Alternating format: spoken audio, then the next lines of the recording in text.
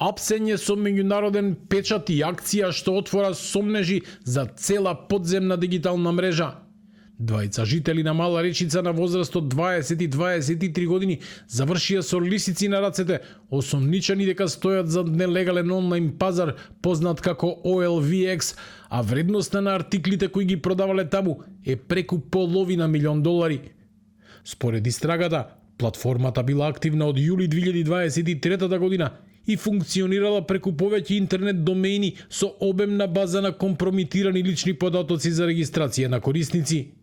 Во системот биле евидентирани над 2600 кориснички профили и повеќе од 1500 сметки на продавачи, што укажува на сериозно развиена и организирана мрежа.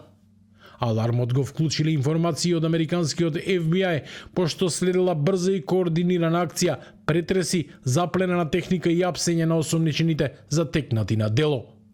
За време на извршување на претресот тие се затекнати на лице место во вршење на кривично дело за кое се сомничат и при тоа се одземени десктоп компјутери, лаптоп компјутери и телефони кои ќе бидат предмет на понатамошна форензичка анализа и ќе послужат како доказ во кривичната постапка, а лицата се лишени од слобода.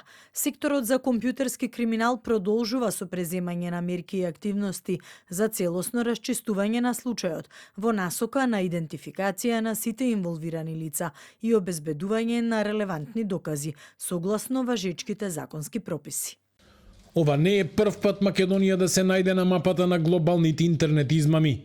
Пред 2 години јавноста беше шокирана од случајот со млади луѓе од Велес поврзани со мрежа за продажба на картички со ликот на Доналд Трамп и други сомнителни онлайн содржини насочени кон странски пазари.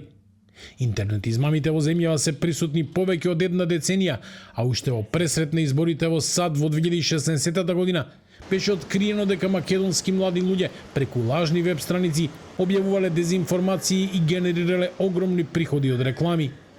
Токму тие случаи доведоа до промени кај социјалните мрежи, пред се Facebook, кои беа принудени да ги засилат механизмите против лажните вести, но новиот случај од Мала Речица покажува дека овој бизнис не само што обстојува, туку станува се пософистициран и попрофитабилен.